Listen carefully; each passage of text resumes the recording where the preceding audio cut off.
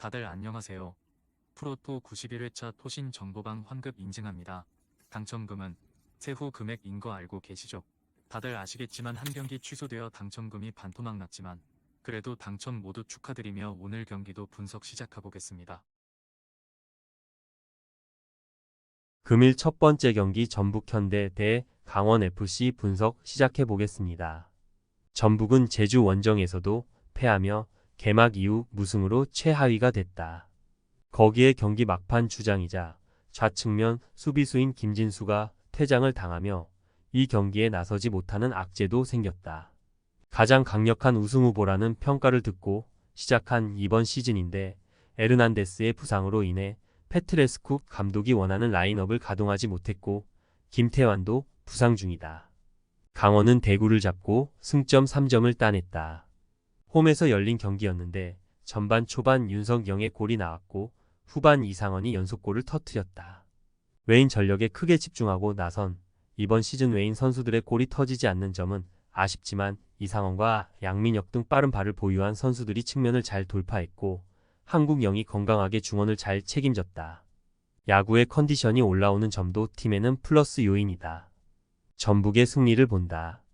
이 경기마저 패하면 전북은 김상식 감독에 이어 페트레스쿠도 조기 경질을 피하기 어렵다.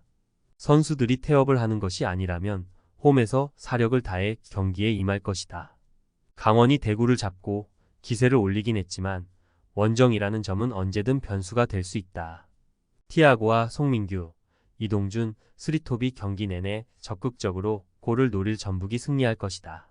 금일 두 번째 경기 대구FC 대 FC서울 분석 시작해 보겠습니다.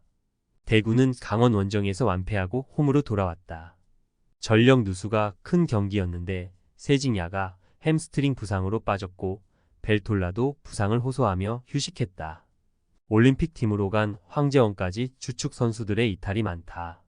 바셀루스와 에드가 등 최전방 공격진은 있지만 측면이 불안하다.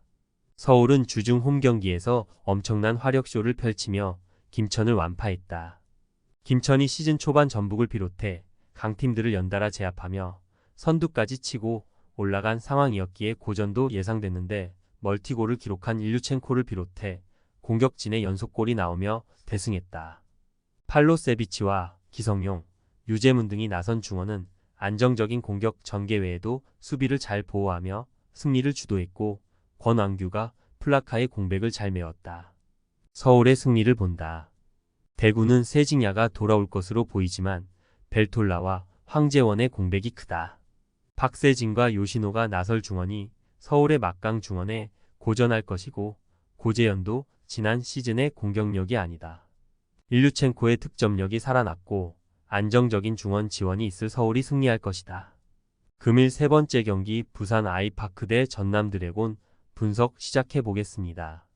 부산은 지난 라운드에서 수원에 승리했다. 원정에서 나선 경기였기에 고전이 예상됐지만 전반 패신의 선제골이 나왔고 남은 시간을 수비로 잘 지켜냈다. 초반 3경기에서 2패를 당하며 다소 출발이 좋지 않았지만 박진섭 감독이 팀을 빠르게 정비했다. 패신과 라마스의 가세한 로페즈 등 브라질리안 트리오가 주전으로 나서 역할을 해주고 있고 안병준이 벤치에서 조커로 나서고 있다. 전남은 지난 라운드 홈 경기에서 천안에 승리했다. 이번 시즌 확실하게 수비력이 나아진 천안 상대로 고전한 건 사실이지만 이장관 감독이 가장 기대하는 공격수 플라카가 경기 종료 직전 결승골을 넣었다. 발디비아의 크로스가 결정적이었는데 그로 인해 초반 출발이 좋다. 단 상대의 집중 견제를 당하는 발디비아가 아직 지난 시즌과 같은 경기 영향력을 보이지 못하고 있다. 부산의 승리를 본다. 전남이 지난 시즌에 비해 나아진 수비력을 보여주는 건 사실이다. 그러나 발디비아가 아직 이장관 감독의 기대만큼 경기력이 올라오지 않았다. 임민혁과 이동수가 중원에서 경기의 주도권을 주지 않을 수 있고 김창과 로페즈가 기회를 노릴 부산이 유리한 경기다. 금일 네 번째 경기 천안시티FC 대 경남FC 분석 시작해 보겠습니다. 천안은 지난 라운드 원정 경기에서 전남에 석패했다. 원정 승점을 위해 김태환 감독이 수비력이 좋은 신영민과 이광진 등 베테랑 볼란치들을 중원에 기용하며 버티기에 나섰는데 종료 직전 헤더골을 내줬다. 그래도 무기력했던 지난 시즌과 달리 새로운 감독이 팀을 잘 만들며 경쟁력 있는 모습을 보이고 있다. 못다와 에리키 등 해결할 선수들도 있다. 경남은 시즌 초반 4경기에서 3패를 당했다. 설기현 감독과 헤어지며 새로운 시대를 연 이번 시즌에 대한 기대감이 컸는데 아직은 결과로 나타나지 않고 있다. 송홍민과 이강희 등 리그 정상급 중원 조합이 있긴 하지만 원기종 외에 골 결정력을 보여준 선수가 없고 아라블리의 존재감도 아쉬웠다. 경남의 승리를 본다. 천안은 신영민과 이광진이 주전 중원 조합으로 나서며 수비력이 확실히 나아졌다. 그러나 반대로 공격 전개에서는 윤용호를 제외하면 강점이 있는 선수가 없다. 송홍민이 경기 내내 원기종과 보르지스, 아라블리 등에게 기회를 만들어줄 경남이 화력에서 앞설 수 있다. 금일 5번째 경기 대전 시티즌 대 포항 스틸러스 분석 시작해 보겠습니다. 대전은 주중 경기에서 울산에 승리했다.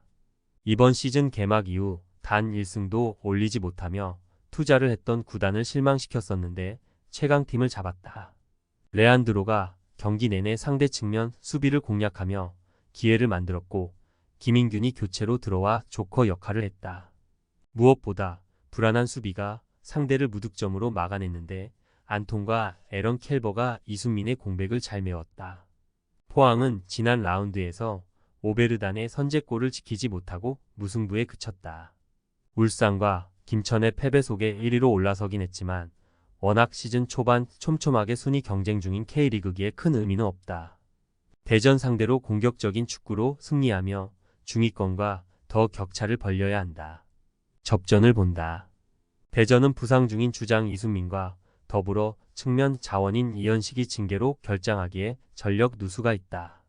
주세종과 임덕근 등이 중원에 나서겠지만 포함 상대로 고전할 수 있다. 단, 외인 센터백 듀오가 조르지와 이호재 등 상대의 힘있는 공격수를 막아낼 것이기에 쉽게 리드를 허용하지도 않을 것이다. 금일 6번째 경기 충북 청주FC 대 수원 삼성 분석 시작해 보겠습니다. 청주는 지난 라운드에서 아산에 완패했다. 중앙 미드필더인 홍원진의 동점골이 나오며 승점을 노렸지만 센터백인 최석현의 퇴장 이후 생긴 수적 열세를 극복하지 못했다. 때문에 순위가 내려갔고 이번 홈 경기 승리가 필요하다.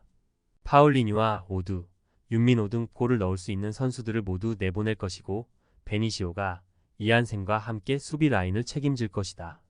수원은 지난 라운드 홈 경기에서 부산에 패했다. 징계 중이던 조윤성이 최종 수비진에 돌아왔고 김영과 퉁가라, 전진우 등 공격 자원을 모두 투입한 경기였는데 벌써 K리그2에서 2패를 당했다. 라마단 기간에 들어간 뮬리치가 풀타임을 뛰기 어려웠기에 벤치에서 나왔는데 마무리하지 못했고 김보경의 존재감도 미비했다. 수원의 승리를 본다. 파울리뉴와 오두가 공격을 이끌 청주도 이번 시즌 경쟁력이 충분한 팀이다. 그러나 믿을만한 공격진과 달리 피터의 부재가 느껴지는 중원은 수원에 비해 아쉽다. 이종성과 카즈키가 중원에서 경기 주도권을 점차 가져올 수원의 선전이 기대된다. 최석현이 빠진 청주 상대로 김영과 뮬리치의 제공권 장악이 있을 수원이 승리할 것이다. 토신 최종 조합은 영상 아래 고정 댓글로 말 걸어주시면 토신 정보방에서 무료로 공유해드립니다. 제발 손해보면서 토토하지 말고 다같이 웃으면서 즐겁게 베팅합시다. 함께 하실 분들은 부담 갖지 마시고 편하게 말 걸어주세요.